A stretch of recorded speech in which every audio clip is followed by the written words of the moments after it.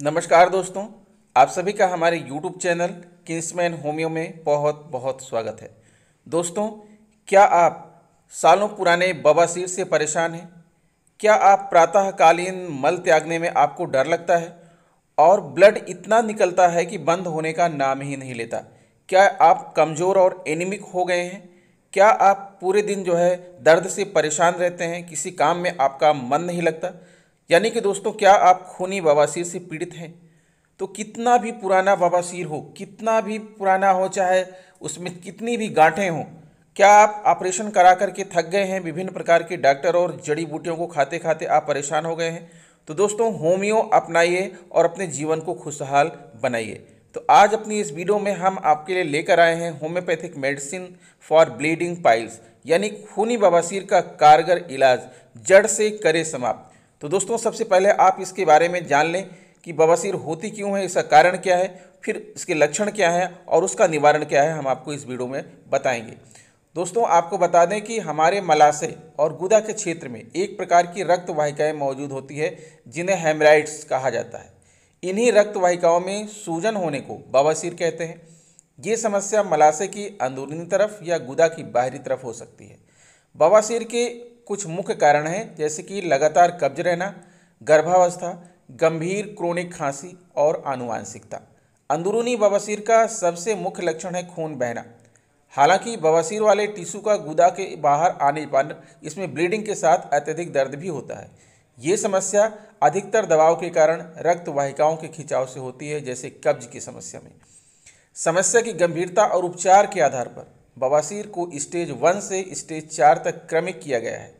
Piles के लिए किए जाने वाले आम उपचार में व्यक्ति को स्टेरॉइड व पेन किलर दवाओं के साथ खान पान व जीवन शैली के बदलाव करने के लिए कहा जाता है। जब बवासीर के साथ तेज दर्द और ब्लीडिंग की समस्या होती है तो उन मामलों में सर्जरी की आवश्यकता होती है। होम्योपैथी से बवासीर को ठीक करने में मदद मिलती है, जिससे धीरे धीरे बीमारी भी ठीक हो जाती है। होम्योपैथिक दवाओं से कब्ज को कम किया जाता है, जो बवासीर का एक मुख्य कारण है। Sulphur, sepia, pulsatilla, phosphorus, nux vomica, nitric acid, ratanhia, kali mur, ignatia, hamamelis, arsenicum album, ammonium, carb, aloe socotrina, aesculus hippocastanum, muriatic acid, collinsonia और मेलिफोलियम आदि होम्योपैथिक दवाएं बवासीर के उपचार में इस्तेमाल की जाती हैं।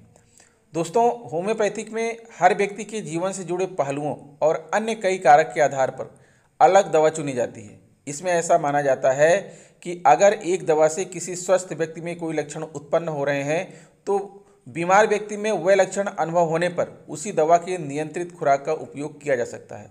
दवा को चुनने के लिए बीमारी के लक्षणों के साथ साथ व्यक्ति को कोई समस्या होने की संभावना भी एक अहम भूमिका निभाती है। बवासीर होने का मुख्य कारण होता है लंबे समय से कब्ज होने की वजह से मल करते समय अधिक जोर लगाने की आवश्यकता होना। समस्या का पूरी तरह से इलाज करने के लिए होम्योपैथिक दवाएं इसके कारण का इलाज बनती हैं। ये दवाएं शरीर को स्वयं ठीक करने की क्षमता को बढ़ाती हैं और व्यक्ति की स्वास्थ्य भी बेहतर करती हैं। एक योग्य डॉक्टर के द्वारा दी गई उचित होम्योपैथिक दवाएं न केवल व्यक्ति का सामान्य स्वास्थ्य बेहतर करती हैं, बल्कि दोबारा से बवासीर होने से बचाती भी हैं। तो आइए दोस्तों, देखते हैं कि कौन कौन सी दवाएं हैं जिन्हें हमें इस्तेमाल करना है और उसके लक्षण क्या हैं। आइए दोस्तों, सबसे पहले हम इन दवाओं का नाम जान लेते हैं, जिसमें पहली दवा आपके सामने दिख रही है जिसका नाम है सल्फर। फिर आपको यहाँ पर दिखेगी दूसरी दवा है दोस्तों फास्फोरस है। फिर नेक्स्ट आपको यहाँ पर दिख रही है बहुत ही प्रसिद्ध दवा दोस्तों नक्स वोमिका। और उसके बाद फिर आपको यहाँ पर दिख रही है एस्कुलस हिप्पोकैस्टेनम, जो कि बवासीर के लिए बहुत ही फेमस मेडिसिन है, एस्कुलस हिप्पोकैस्टेनम। फिर आपको नेक्स्ट मेडिसिन दिखेगी जो कि ब्लड रोकने के लिए है, यह है हेमेमिलिस वर्जिनिका। हेमेमिलिस वर्जिनिका आप देख रहे हैं। फिर उसके बाद आपके सामने है पल्सेटिला निग्रिकेंस, पल्सेटिला निग्रिकेंस। और उसके बाद फिर आपको नेक्स्ट मेडिसिन आपको दिखेगी दोस्तों एलोसोकोट्रिना, एलोसोकोट्रिना। आप इसका यूज करेंगे दोस्तों, ये सारी दवाइयाँ आपको नहीं यूज करना है, आप लक्षणों के आधार पर इन दवाइयों को यूज करेंगे। तो हम आपको बता रहे हैं कि कौन सी दवा कब आप यूज करेंगे और उसका लक्षण क्या है। दोस्तों, आपने दवाइयों का नाम तो जान लिया है, अब चलिए जानते हैं कौन सी दवा आपको कब इस्तेमाल करना है। तो पहली दवा जो हमने आपको बताया है दोस्तों, जिसका नाम है सल्फर। सल्फर का जो लक्षण क्या है, बाहरी और अंदरूनी दोनों प्रकार के बवासीर के लिए सल्फर का उपयोग किया जाता है। ये दवा उन लोगों के लिए अधिक असरदार है जो पतले हैं, जिनके कंधे थोड़े झुके हुए हैं, चिंतित रहते हैं, तेजी से प्रतिक्रिया देते हैं, मौसम की बदलाव के प्रति संवेदनशील हैं और जिन्हें खड़ा रहना पसंद नहीं है। सल्फर से उन नसों का उपचार किया जाता है जिनमें खून जमा हुआ है, जिससे बवासीर की समस्या होती है। तो दोस्तों, नीचे जो लक्षण आपको बता रहे हैं हम कि बार बार बवासीर होने की प्रवृत्ति हो रही है, बार बार बवासीर के साथ गुदा के क्षेत्र में खुजली होती है, गुदा के क्षेत्र में मौजूद रक्त वाहिकाओं की सूजन के साथ दर्द होना जो पीठ की तरफ फैलता है, गुदा क्षेत्र में तेज दर्द के कारण चलने में दिक्कत होती है, गुदा में ऐसा दर्द होना जैसे उस क्षेत्र में वजन हो या दर्द बैठने और लेटने से बढ़ जाता है, गुदा के क्षेत्र में मौजूद रक्त वाहिकाओं से अपने आप पतला व चिपचिपा पदार्थ निकलता है जिससे खुजली होती है, खड़े होने पर बवासीर के कारण होने वाली समस्याएं कम होती हैं।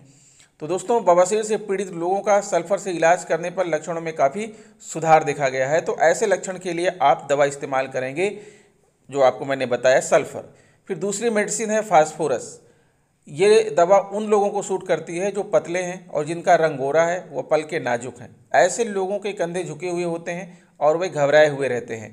तो दोस्तों, अगर उनके अंदर ऐसा लक्षण है कि गुदा में स्थित रक्त वाहिकाओं के सूजन के साथ उनमें से खून बहना, गुदा का मुख ढीला होने के कारण बवासीर की गांठों का आसानी से बाहर आ जाना, जैसे गैस पास करते समय भी, गुदा का मुख ढीला होने के कारण मल करते समय बवासीर की गांठों का बाहर आ जाना, ऐसा महसूस होना जैसे गुदा का क्षेत्र ढीला है और उसका मुख खुला हुआ है, बवासीर से प्रभावित ऊतकों में गंभीर जलन के साथ अत्यधिक रक्तस्राव हो रहा है, गांठों में से पतला बलगम जैसा रिसाव होता है, बवासीर के साथ पेट में घबराहट या कम दबाव महसूस होता है, त्वचा को थोड़ा मलने से बेहतर महसूस होता है, गुदा क्षेत्र को ठंडे पानी से धोने पर लक्षण बेहतर हो जाते हैं।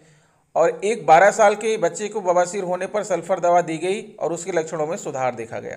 तो दोस्तों, ऐसी लक्षण के लिए आप दवा इस्तेमाल करेंगे फास्फोरस। फिर अगली दवा मैंने आपको बताया नक्स भूमिका। ये दवा बुद्धिमान, चिड़चिड़े और सुस्त जीवन शैली वाले लोगों पर अधिक असर करती है। ऐसे लोगों को कब्ज होने की संभावना होती है और उन्हें शराब पीने की भी आदत होती है।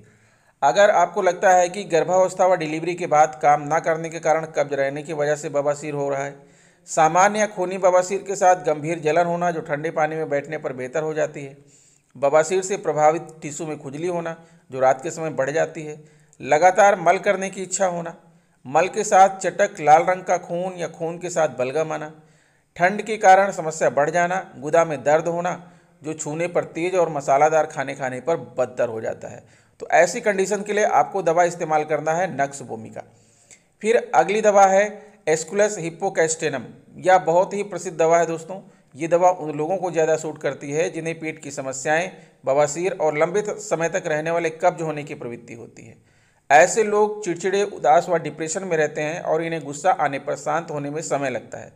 और लक्षण ये हैं कि लंबे समय तक रहने वाले कब्ज के कारण बवासीर होना, दर्दनाक गांठें बनना जिनसे बार बार रक्तस्राव होता है, गुदा में भारीपन महसूस होना जो मल करने के बाद अनुभव होता है, गुदा में गंभीर जलन व दर्द के साथ अत्यधिक खुजली होना जो चलने पर बदतर हो जाती है और गुदा के क्षेत्र को मलने व दबाने से बेहतर होती है, मलाशय और गुदा में चुभन वाला दर्द, गुदा के दर्द का लंबे समय तक रहना जो पीठ के निचले हिस्से तक फैलता है, बड़ी बड़ी गांठों के कारण गुदा में रुकावट होना जिससे कब्ज होता है, गांठों का रंग बैंगनी होना जो गुदा से बाहर आ जाती है और अंगूर के गुच्छे जैसी दिखती है, दर्दनाक और बड़ी गांठें बनना जिनके कारण बैठना, लेटना और खड़ा होना मुश्किल हो जाता है, बवासीर के कारण अत्यधिक कमजोरी हो जाना, ठंड के मौसम में बवासीर के लक्षण बढ़ जाना और चलने पर बदतर हो जाना, बैठकर या लेटकर आराम करने पर गुदा का दर्द बढ़ जाना और रक्तस्राव से कुछ देर के लिए आराम मिलना।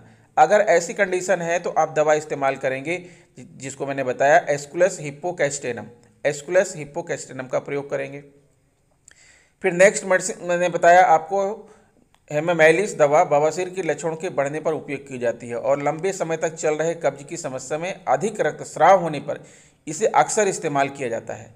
अगर गहरे लाल रंग का अत्यधिक रक्तस्राव हो रहा है, गुदा के क्षेत्र में रक्तस्राव के साथ गंभीर दर्द है, बवासीर के साथ पीठ में भारीपन जैसे पीठ टूटने वाली है, अगर ऐसी कंडीशन है तो आप हेमामेलिस वर्जिनिका का प्रयोग करेंगे।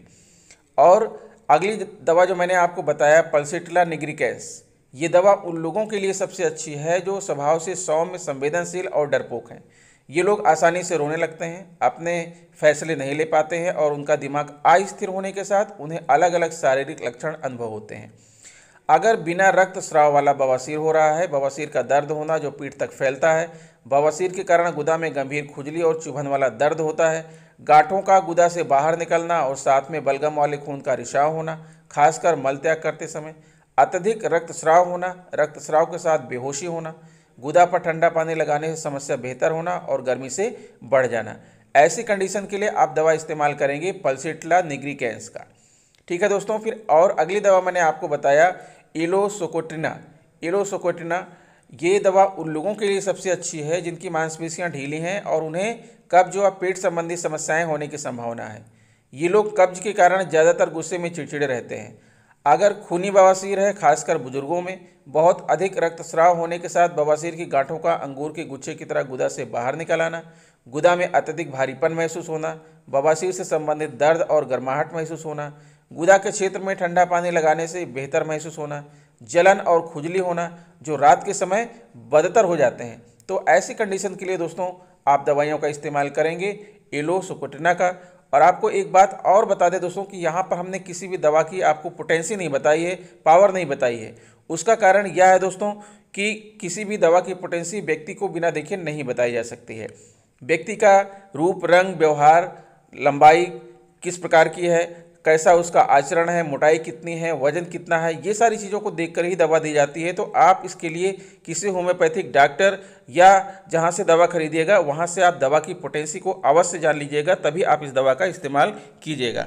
इन दवाओं को दिन में 3 बार इस्तेमाल करना है। आधे कप पानी में खाना खाने के 1 घंटा पहले या खाना खाने के 1 घंटे बाद। मुंह को बिल्कुल साफ करके, किसी प्रकार की सुगंध मुंह में नहीं होनी चाहिए। तो आधे कप पानी में 5 से 10 बूंद दवाइयों को डाल करके आप आराम से ले सकते हैं। दोस्तों अलग अलग लक्षणों के आधार पर अलग अलग दवाइयों का मैंने आपको नाम बताया है। सारी दवाइयाँ आपको नहीं लेना है।